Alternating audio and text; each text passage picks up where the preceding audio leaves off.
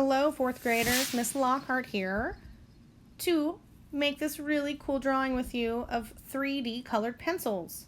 We're going to put our shading techniques that we've learned to use and make this really fun drawing.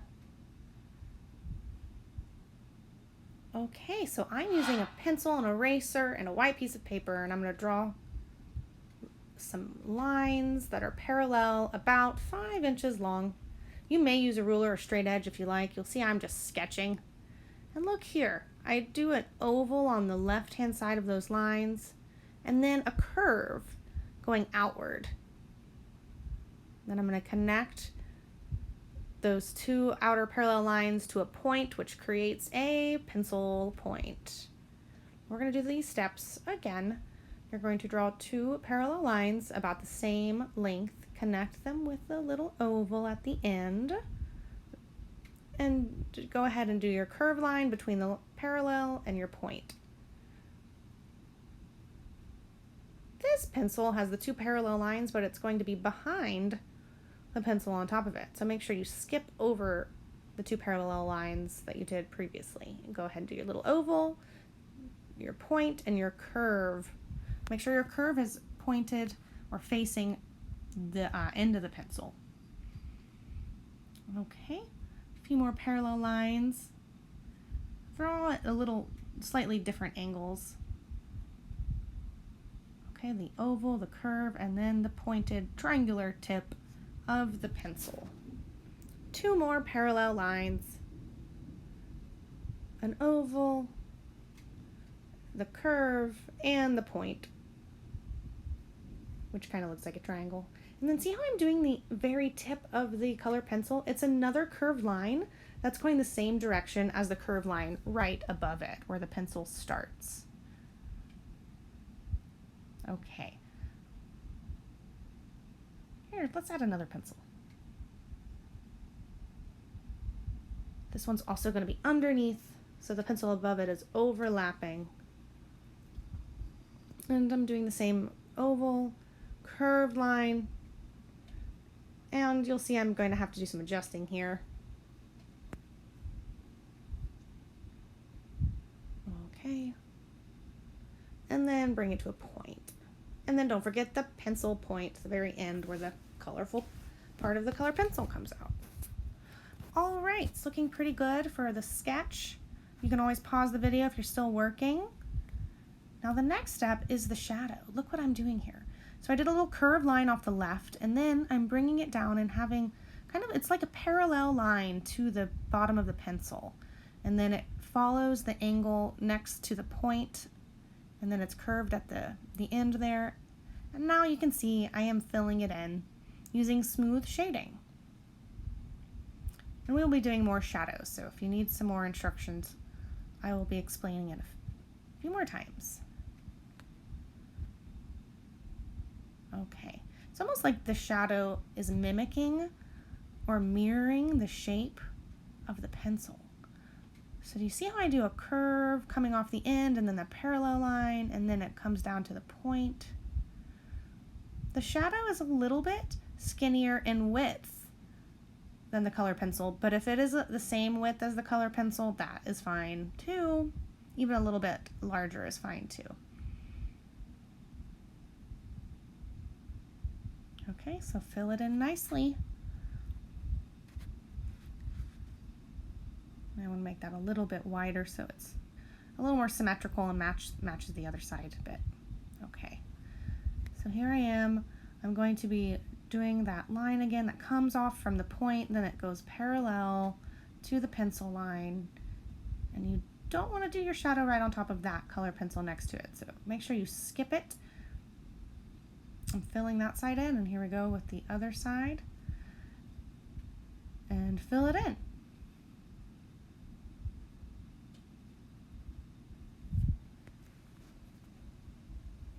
Okay. Again, going to do the shadow by repeating the same line that's closest to it, really, just a little further away from the pencil line. So you bring the line down just a little bit and then you shade it in.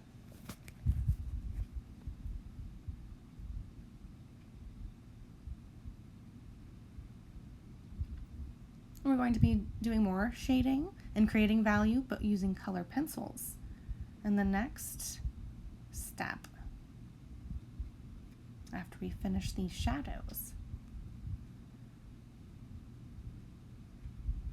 Okay, let's do another shadow. You can start to really see how it's almost the same line as the line closest to it, like the outside of the pencil line. You can see I'm outlining where I'm going to fill in both of those pencils. I'm going to fill it in, being careful to make sure that the line is lined up.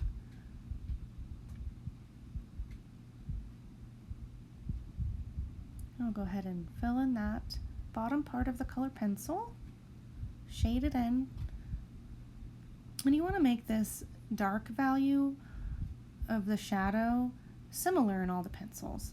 So for example, you wouldn't want one pencil shadow to be way darker than the other. You want them to all be the same dark value, or close to, close to that value. It's okay if it's a little different, of course. All right, so you can see I'm finishing up, filling in these shadows.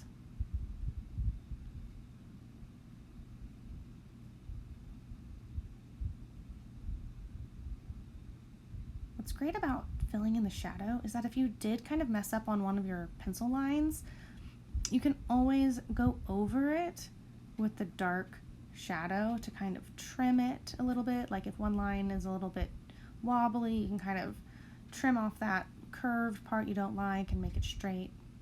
You can also use your eraser to fix lines you don't like, or if your shadow that you drew is coming off in a weird spot that you don't want it to, you can erase it.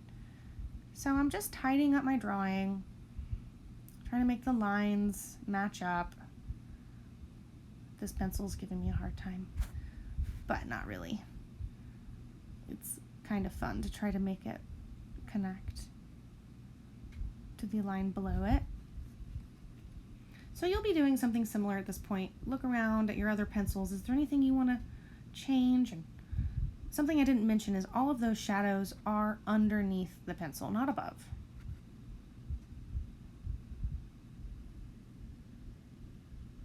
Okay, looks like we're about ready to add some color and use our shading skills, but with color pencils. So I've chosen a color. You can choose any color.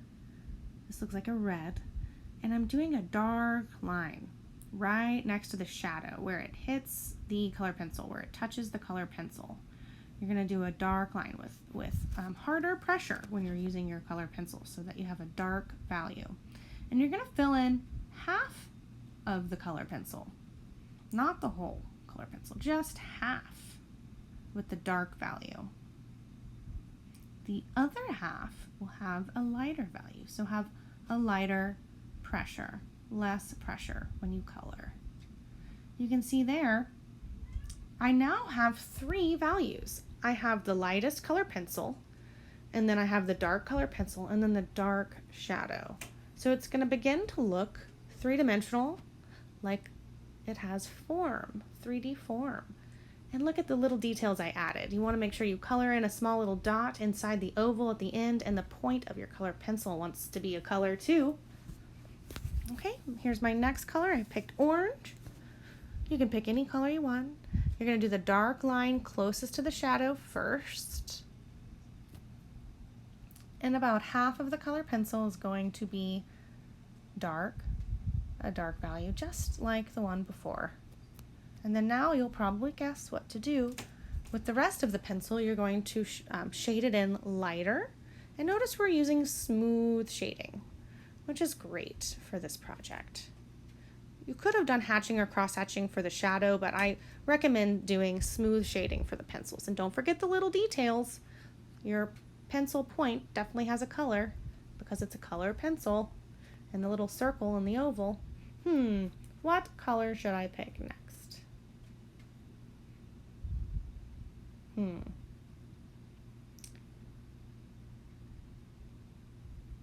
Purple. Okay, same steps as before. A dark line right next to the shadow. And you will fill half of the color pencil in with the dark value with the color pencil. And then, of course, the next half, the second half of the color pencil is going to have a lighter value. You'll start to see how these color pencils are popping off the page as if they were real color pencils or three-dimensional. Okay, here's the green. It's a lighter green. I'm going to go ahead and do the dark value closest to the shadow. You can see I stop coloring right where it hits the wood of the color pencil, you know, where you sharpen, because that's going to be a different color. And go ahead and shade a light value above it, being careful when there's overlapping.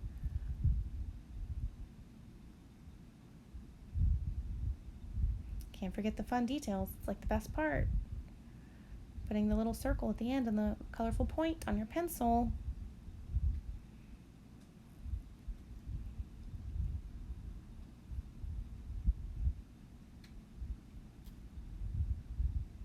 What color should I pick?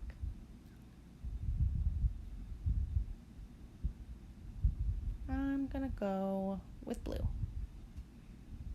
All right, same steps as before. Make sure you do your dark shade first, next to the dark shadow.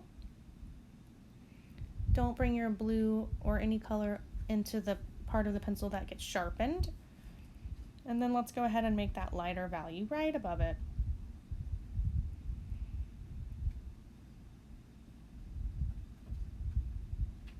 And now for the little details. And I'm pressing down a little harder on those details, by the way, so you can really see the color pop. Cool, one more. What is the last color I will choose? I love all colors, it's so hard to choose. I think I'll go ahead and pick pink.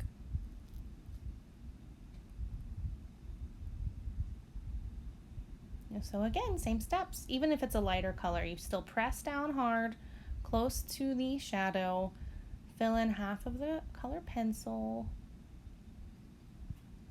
And again, be careful when you are coloring in the overlapped pencils, because you don't want those colors to overlap. Like the blue and the pink, you wouldn't want to mix those colors. And you'll see I'm filling in the rest of the color pencil with a lighter pressure shade, so the lighter value.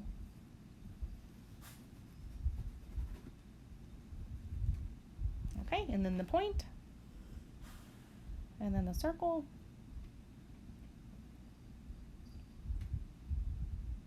Now this is my favorite part. You get to draw anything you want coming out of your color pencils.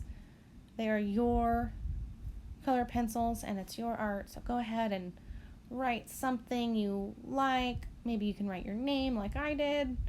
You can just do squigglies. You can do any kind of lines, dotted lines or dashed lines, anything, straight lines, and overlap them too with the other lines that come out of your pencil and try to fill up the page. You don't have to color in all of the white of the page. I love art, it's true.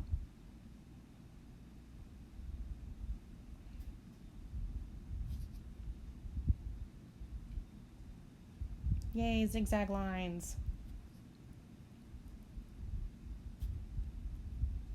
Well, I hope you had fun picking your own colors and getting to use shading in an actual drawing to make something look three-dimensional and have form. So good job, guys. All your hard work has paid off. We'll get to use this technique, the shading technique, in other drawings in the future. I hope you are having fun decorating with interesting little lines and drawings from your color pencils you created. I cannot wait to make art with you all again and see you in school someday. I hope you stay creative and keep practicing.